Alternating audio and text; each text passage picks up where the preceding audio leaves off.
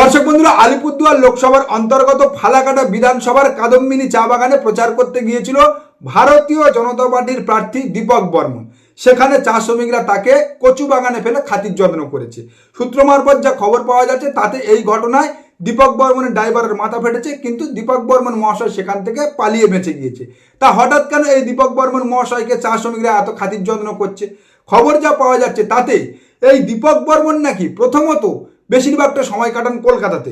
চা শ্রমিকরা বা ফালাকাটা বিধানসভার লোকজন তাদের আপদে বিপদে দরকারে এই দীপক বর্মনকে খুঁজে পায় না। আর দ্বিতীয়ত, এই আলিপুরদুয়ারে এসে 2019 লোকসভা নির্বাচনের আগে দেশের প্রধানমন্ত্রী নরেন্দ্র মোদী তিনি বলে গিয়েছিলেন, ভারতীয় জনতা পার্টির সরকার ফিরলে অর্থাৎ 2019 লোকসভা নির্বাচনের পর যদি আবার মোদী সরকার কামব্যাক করে, তাহলে এই চা শ্রমিকদের ইনকাম বৃদ্ধি সহ প্রত্যেক চা বাগানে একটা করে মেডিকেল ক্যাম্প এবং এই আলিপুরদুয়ারের জনগণের জন্য কেন্দ্রীয় সরকার আলাদা একটা উত্তরবঙ্গে এইমস হাসপাতাল বানিয়ে দেবে। তো সেই হিসাবে 19, 21, 24 তিনটে নির্বাচনে আলিপুরদুয়ারের জনগণও ঢেলে ভারতীয় জনতা পার্টিকে ভোট দিয়েছে, কিন্তু এখনো পর্যন্ত না সেই চা শ্রমিকদের বেতন বৃদ্ধি হয়েছে, না তারা তাদের চা বাগানে মেডিকেল ক্যাম্প পেয়েছে, আর উত্তরবঙ্গের এইমস হাসপাতাল তা তো আপনারা সবাই জানেন। আর সেই জায়গা থেকে বর্তমানে এই 2026 বিধানসভা নির্বাচনের আগে যখন সেই চা শ্রমিকদের কাছে ভোট চাইতে গিয়েছে ভারতীয় জনতা পার্টির প্রার্থী দীপক বর্মন, তখন চা বাগানের শ্রমিকরা সেই দীপক বর্মনকে ঘিরে ধরে আটকে তাকে প্রশ্ন করতে শুরু করে বিগত দিনে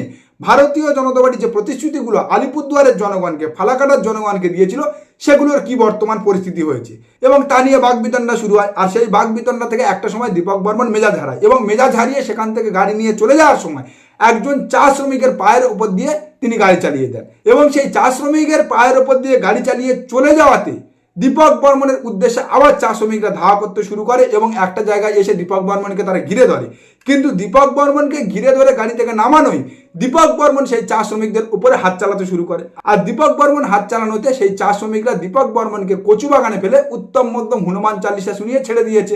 এটা সাধারণ মানুষের এটা বহিঃপ্রকাশ যে 5 বছরও দেখতে পাইনি, আবার নির্বাচনের আগে আবার মিথ্যা প্রতিশ্রুতি দিয়ে, ধর্মের নামে সুশ্রুতি দিয়ে ভোটটা কেনার চেষ্টা করছে। একটা ছেলের গায়ে তার গাড়িটি উঠিয়ে দেয়, স্বাভাবিক এটা ক্ষোভ হবেই। আমরা সেই অপদার্থ বিধায়ককে দেখলাম তেরে গিয়ে সাধারণ মানুষকে মারার চেষ্টা করলো। ওই এলাকার মানুষ যোগ্য জবাব দিয়েছে। দেখুন, উত্তরবঙ্গ থেকে দক্ষিণবঙ্গ ভারতীয় জনতা পার্টির নেতারা প্রত্যেকটা নির্বাচনের আগে এসে যে গালভরা প্রতিশ্রুতিগুলো দিয়ে যায়, আদতে গত 10 বছরে ওই দুটো করিডোর এক্সপ্রেসওয়ে ও মোদিজির হাত নেড়ে 4টে বন্দে ভারত উদ্বোধন করা ছাড়া আর কি কিছু দেখতে পেয়েছে পশ্চিমবঙ্গবাসী এই বাংলাতে? যে করিডোর এক্সপ্রেসওয়ের সঙ্গে না আছে সেই পশ্চিমবঙ্গের সাধারণ জনগণের কোনো তালুক, আর যে বন্দে ভারত চড়ার না আছে তাদের কোনো ক্ষমতা। আর তার উপরে এই উত্তরবঙ্গে যে বন্যা পরিস্থিতি দেখা গিয়েছিল গত বছরে, সেই উত্তরবঙ্গে বন্যা পরিস্থিতিতে কেন্দ্র সরকার যে ক্ষতিগ্রস্ত পরিবার পিছু 2 লক্ষ টাকা ক্ষতিপূরণ দেওয়ার প্রতিশ্রুতি দিয়েছিল, রাজ্য সরকার ঘটনার 1 মাসের মধ্যে ক্ষতিগ্রস্তদের ক্ষতিপূরণ রাজ্য সরকারের দেওয়া প্রতিশ্রুতি পূরণ করলেও কেন্দ্রীয় সরকার এখনো পর্যন্ত উত্তরবঙ্গের জনগণের 1 টাকাও ঠেকায়নি। আর সেই জায়গা থেকে তখন নাগরাকাটায় খগেন মুর্মু, শঙ্কর ঘোষ বা বর্তমানে দীপক বর্মন, শিখা চ্যাটার্জি উত্তরবঙ্গের যে ভারতীয় জনতা পার্টির নেতাকে সামনে পাচ্ছে, উত্তরবঙ্গের জনগণ তাদেরকে গুছিয়ে ব্যাটিং করে দিচ্ছে। প্রচারে বেরিয়ে বিজেপির কোন্দল প্রকাশ্যে শোভাযাত্রা শেষ না করে ফিরতে হলো স্মৃতি ইরানিকে, কারণ অনুপস্থিত বিজেপির জেলা সভাপতি ভোট প্রচারে দ্বন্দ্ব প্রকাশ্যে এবার বিজেপির প্রার্থীকে নিয়ে স্মৃতি ইরানি শোভাযাত্রায় অংশ নেন, কিন্তু কিছু দূর আসার পর ত্রিপুরপাতিতে বিবেকানন্দের যে মূর্তি রয়েছে সেখানে তিনি মালা দিয়ে গাড়িতে চেপে সোজা বেরিয়ে যান। তিনি কিন্তু এই ঘড়ির মোড়ের যে সভা, সেই সভায় এসে উপস্থিত হননি। স্বাভাবিকভাবেই বিজেপি কর্মীদের মধ্যে একটা হতাশা রয়েছে এবং অনেকেই মনে করছে যে এই যে বিজেপি প্রার্থী সুবীর নাগ, তাকে হারানোর জন্য কিন্তু চেষ্টা হচ্ছে বিজেপির ভেতর থেকে। জানেন তো, বর্তমানে ভারতীয় জনতা পার্টির নেতাদের অবস্থা দেখলে ওই নচিকেতার গানটা মনে পড়ে যায়, সবাই সবার পিছে সবার হাতে কাঠি। আর যে স্মৃতি ইরানি রাহুল গান্ধী সেক্রেটারির কাছে হেরে গিয়েছে, সেই স্মৃতি ইরানিকে এই পশ্চিমবাংলার বিজেপি নেতাদের ভোট বৈতরণী পার করার জন্য কেন্দ্রীয় বিজেপি পশ্চিমবাংলায় আমদানি করেছে। আর তার থেকেও বড় কথা হচ্ছে, সেই গ্যাস সিলিন্ডার মামুনি এই পশ্চিমবাংলায় এসে ভারতীয় জনতা পার্টির নেতাদের বর্তমানের গোয়াল ঘরে গন্ডগোল দেখে প্রচার ছেড়ে দেওয়া কেঁদে বাঁচি বলে এসি গাড়িতে উঠে কেটে পড়ছে। এই পশ্চিমবাংলায় ভারতীয় জনতা পার্টি এখনো পর্যন্ত গোষ্ঠী কন্দল সামলাতে যে হিমশিম খাচ্ছে, বর্তমানে একের পর এক জায়গা থেকে যে চিত্র উঠে আসছে, গতকাল দেখলাম বরানগরে সজল ঘোষকে হারানোর জন্য সজল ঘোষের বিরুদ্ধে আর এক ভারতীয় জনতা পার্টির নেতা একেবারে সংবাদ মাধ্যমে খুল্লা পেটের ভাত উগড়ে দিচ্ছে। আর আজকে দেখছি চুচুড়ার ভারতীয় জনতা পার্টির প্রার্থীকে হারানোর জন্য আর এক ভারতীয় জনতা পার্টির নেতা নাকি হাতে কাঠি নিয়ে বসে আছে। আর ভারতীয় জনতা পার্টির নেতাদের এই কাণ্ড কারখানাগুলো দেখার পর বর্তমানে ভারতীয় জনতা পার্টির কর্মীরাও ভিমরিকে উল্টো স্লোগান দিতে শুরু করেছে। বিজেপি সরকার পাল্টানো দরকার, জয় বিজেপি সরকার পাল্টানো দরকার, জয় বিজেপি সরকার পাল্টানো দরকার, এবার বিজেপি সরকার পাল্টানো দরকার, পাল্টানো দরকার।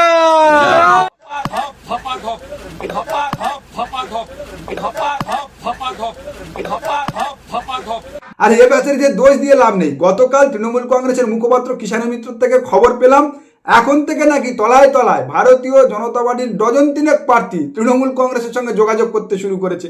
কারণ ভারতীয় জনতা পার্টি সর্বোচ্চ চেষ্টা চালানোর পরেও এ যাত্রায় যে এই বাংলায় তাদের শিখে ছিটছে না, হ্যাঁ সে খবর কেবলমাত্র আমি আপনি দেখাচ্ছি না। একটু খেয়াল রাখবেন, একটু ভালো করে নজর করলে দেখতে পাবেন রাস্তাঘাটে, সোশ্যাল মিডিয়াতে, ন্যাশনাল টিভি চ্যানেলে ওই কেবলমাত্র আর বাংলা, হামবাগ টিভি আর 4টে জেল কাটা ইউটিউবার ছাড়া সর্বত্র সেই খবরই শোনা যাচ্ছে। আর যে কারণে এই পশ্চিমবাংলায়, এই কলকাতা অমিত শাহ বসে থাকার পরেও যেমন পাবলিক সুযোগ পেলেই গুছিয়ে ভারতীয় জনতা পার্টির প্রার্থীদের হনুমান চাল্লিশা পড়িয়ে ছেড়ে দিচ্ছে, তেমন ভারতীয় জনতা পার্টির প্রার্থীরাও পিঠের চাল বাঁচাতে তলায় তলায় ক্যামাক্সটির আর কালীঘাটে লাভ লেটার পাঠাচ্ছে। কারণ তারাও মনে হয় শুনে ফেলেছে অভিষেক বন্দ্যোপাধ্যায় কর্মীদের উদ্দেশ্যে পরিষ্কার বলে দিয়েছে 4 তারিখ রেজাল্ট বেরোনোর পর কেবলমাত্র রবীন্দ্রসঙ্গীত নয়, সঙ্গে ডিজেও বাজবে। আপনি দেখুন পাড়ার সিপিএম এর জল্লাদগুলো সব জার্সি পাল্টে বিজেপিতে নাম লিখিয়েছে। হ্যাঁ কি না বলুন, হ্যাঁ কি না? নতুন বোতলে পুরনো মদ, হ্যাঁ কি না? ঠিক বলছি? সব লাল পতাকা ছেড়ে দিয়ে এখন গেরুয়া পতাকা ধরেছে। 8 তারিখ রবীন্দ্রসঙ্গীত বাজবে, তার সাথে যারা দাপাদাপি করছেন গণতান্ত্রিক ভাবে মানুষ জবাব দেবে। 4 তারিখ দুপুরের পর সবুজ আবিরের সাথে রবীন্দ্রসঙ্গীতের সাথে একটু ডিজেও বাজবে।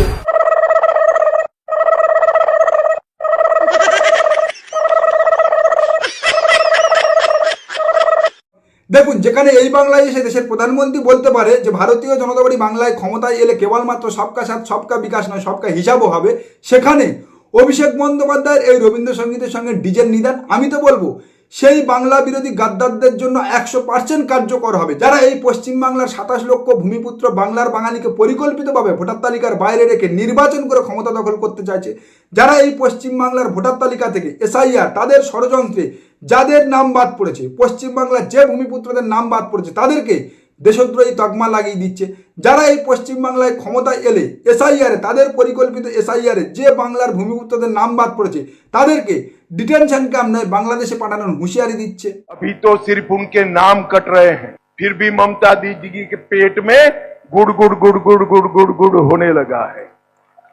ममता दीदी धैर्य रखो, सिर्फ नाम काटना नहीं, भाजपा सरकार आने के बाद एक एक घुसपैठिए को चुन चुन कर बंगाल के बाहर निकालने का। হ্যাঁ, একবার ক্ষমতায় এলে তারা তা এখানে করে ছাড়বে। আপনারা নিশ্চয়ই দেখেছেন কদিন আগে এই পশ্চিমবাংলায় নির্বাচনী প্রচারে এসে বিহারের বর্তমান মুখ্যমন্ত্রী সম্রাট চৌধুরী তিনি বলে গিয়েছেন বিহার এসআইআর যাদের নাম বাদ পড়েছে তাদের নাকি বিহার সরকার রেশন বন্ধ করেছে, ড্রাইভিং লাইসেন্স লক করেছে, প্যান কার্ড বন্ধ করবে এবং পরবর্তীতে ব্যাংক অ্যাকাউন্ট ফ্রিজ করবে, সেই হুঁশিয়ারি দিয়েছে। প্রত্যুত্তরে বাঙালিকে তারা তো তা শুনিয়ে গিয়েছে। আর যে কারণে বর্তমানে তারা আইন, আদালত, সংবিধান সবকিছুকে বুড়ো আঙুল দেখিয়ে এই পশ্চিমবাংলায় নির্বাচন কমিশন থেকে কেন্দ্রীয় বাহিনী সকলকে তাদের ভিত্ত বানিয়ে পশ্চিমবাংলা দখলের কাজে নিয়োজিত করেছে। লড়াইটা একটু অন্যরকম, বড্ড বাড়াবাড়ি করছে বিজেপি বাংলা দখল করবার জন্য। এক তো এসআইআর এর নাম কেটেছে লক্ষ লক্ষ মানুষের, তারপর সবাইকে লাইনে দাঁড় করিয়েছে, আমাদের বাংলার সব টাকা বন্ধ করে রেখে দিয়েছে। এখন বলা হচ্ছে কি আইসি থেকে ওসি থেকে শুরু করে যত অফিসার্স আছে ইনস্ট্রাকশন পাঠানো হয়েছে তৃণমূল কংগ্রেসের বুথ এজেন্টদের আগে থেকে গ্রেপ্তার করে নাও। কেন? তারা যাতে বুথ কেন্দ্রে বসতে না পারে। দুই, কি বলছে ভাষার প্রয়োগ দেখুন, বলছে গরমে পুড়ে যাবে, যদি জ্বলে যায় বার্নল রেখে দাও, বোরোলিন রেখে দাও, এই সমস্ত সার্কুলার ইউজ করা হয়েছে। আমি যখন বলছি তখন আমি দায়িত্ব নিয়ে সার্কুলারটা দেখেছি বলেই বলছি। কাদের এত ভয় দেখাচ্ছেন, কাদের এত চমকাচ্ছেন? হিম্মত থাকলে সরাসরি মানুষের সাথে লড়াই করুন। হ্যাঁ, বিজেপি কমিশন সর্বোচ্চ সীমা লঙ্ঘন করেছে। ভারতীয় জনতা পার্টিকে ক্ষমতায় আনার জন্য বিজেপি কমিশন এই রাজ্যে সর্বোচ্চ সীমা লঙ্ঘন করে ফেলেছে, যা অন্য কোনো রাজ্যে দেখা যায়নি। যে নিয়মগুলো এই কমিশন অন্য কোনো রাজ্যে লাগু করেনি, সেই নিয়মগুলো এই পশ্চিমবাংলার ক্ষেত্রে এই নির্বাচনে তারা লাগু করেছে। আর দেশের সর্বোচ্চ আদালত তা বসে বসে দেখছে, বলছে এক, রায় দিচ্ছে আর এক। দেশের সর্বোচ্চ আদালত অর্থাৎ সুপ্রিম কোর্টের প্রধান বিচারপতি এই যে আগের দিনকে পশ্চিমবাংলার এসআইআর নিয়ে শুনানি হলো, সেখানে নির্বাচন কমিশনের আইনজীবীর উদ্দেশ্যে প্রশ্ন করছে, আপনারা তো বলেছিলেন বিহার এসআইআর এর ক্ষেত্রে 2002 ম্যাপিং তালিকায় নাম থাকলে তাদের নাম সরাসরি ফাইনাল তালিকায় উঠে যাবে, অর্থাৎ তাদের কোনো রকম ডকুমেন্ট জমা করতে হবে না। আবার সেই একই সময়ে সেই বিচারপতি পশ্চিমবাংলার এসআইআর এর ক্ষেত্রে রায়দান করছে 27 লক্ষ যে বিচারাধীন ভোটার রয়েছে, বর্তমানে যারা ট্রাইব্যুনালে যাচ্ছে, সেই ট্রাইব্যুনালে যদি তারা পাস হয়, অর্থাৎ তারা যদি যোগ্য প্রমাণিত হয়, তারপরেও তারা ভোট দিতে পারবে না এই নির্বাচনে। বাহ, কি সুন্দর তামাশা! ধিক্কার জানায় এই বিকিয়ে যাওয়া বিচার ব্যবস্থাকে। তবে কি জানেন, গণতন্ত্রের শেষ কথা কিন্তু এই বিচার ব্যবস্থা, আইন আদালত, কেন্দ্রীয় বাহিনী, নির্বাচন কমিশন বা কোনো ডিক্টেটর বলে না, বলে গণদেবতা। আর যে কারণে পৃথিবীর ইতিহাস সর্বশক্তিমান আগ্রাসী হিটলারের পতন যেমন দেখেছে, তেমন এই ভারতবর্ষের জনগণও 440 আসন পাওয়া কংগ্রেসের পতন দেখেছে। আর সেই জায়গা থেকে আজ বলে রাখছি ও লিখে রাখুন, এই পশ্চিমবাংলায় এই নির্বাচনে এই পশ্চিমবাংলার বাঙালি পশ্চিমবাংলাতে সাম্প্রদায়িক বহিরাগত শক্তির পতন নিশ্চিত করে ভারতবর্ষে নতুন ইতিহাস রচনা করবে, যা থেকে আবারও এই ভারতবর্ষের জনগণ বলতে শুরু করবে, what Bengal things today, rest of the India things tomorrow. নমস্কার, নতুন বছরের আন্তরিক প্রীতি ও শুভেচ্ছা জানিয়ে আজকের প্রতিবেদন এখানেই শেষ করলাম। সবাই ভালো থাকবেন, দেখা হচ্ছে আগামী কোনো প্রতিবেদনে।